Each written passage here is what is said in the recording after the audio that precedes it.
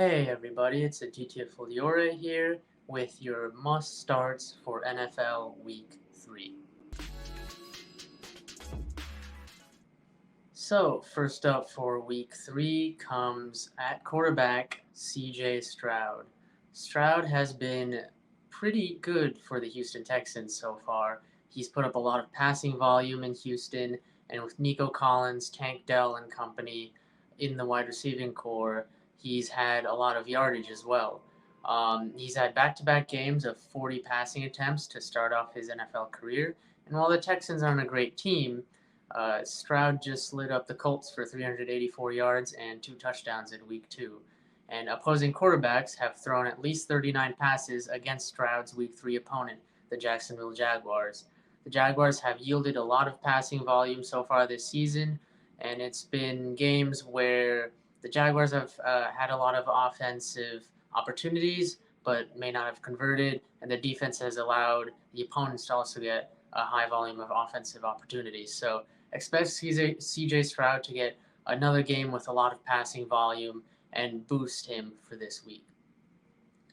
Next up at running back is Javonte Williams from the Denver Broncos. Williams is recovering from an ACL and LCL injury from last season, and he's slowly ramping back up into his role. He's splitting snaps with Samaje Perine for now, but Williams has been getting a lot of passing work from the Denver Broncos. He has 6 receptions to start the season on 9 total targets in the first 2 games of the season. So he now faces a Miami Dolphins team that's allowed at least 3 receptions in both weeks 1 and 2 so far. The Dolphins defense has also been a part of a pair of maybe not high offensive scoring games, but high offensive opportunity games.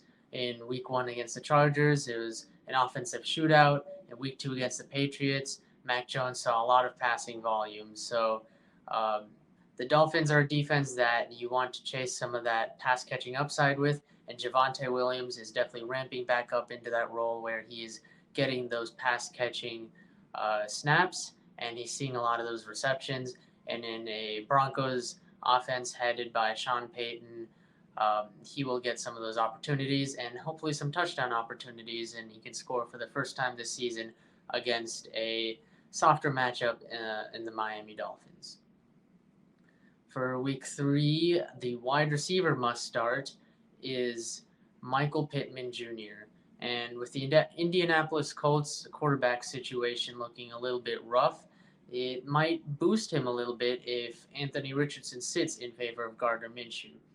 Now, regardless of quarterback, Pittman has been getting funnel targets in the Colts offense. He's seen over 20 targets total on the season so far, and most of his targets last week came from Gardner Minshew after Anthony Richardson sat due to concussion. So he now gets a matchup against a Baltimore Ravens defense who may be without star corner Marlon Humphrey for the 3rd week in a row. Slot corner Ardarius Washington just got put on IR. Safety Marcus Williams is also out with an injury. The Baltimore Ravens secondary is very banged up and has allowed 80-plus yard receivers in back-to-back weeks to start the season. T. Higgins had 2 touchdowns against them last week. So Michael Pittman has a boost this week in a softer matchup against a Ravens defense where the Colts may be playing catch-up against a high-powered Baltimore offense. And even if it's Gardner Minshew starting this week, that might actually give Pittman more of a boost with Minshew's more polished passing offensive prowess rather than Richardson's more run-heavy style. And finally, we get to the tight end must start of the week. It's Cade Otton of the Tampa Bay Buccaneers. The Buccaneers offense has surprisingly been solid with Baker Mayfield at the helm. And Cade Otton just saw 6 receptions last week, and he now gets a matchup against the Philadelphia Eagles, who have a bruised defense. Avonte Maddox is hurt. James Bradbury missed last week.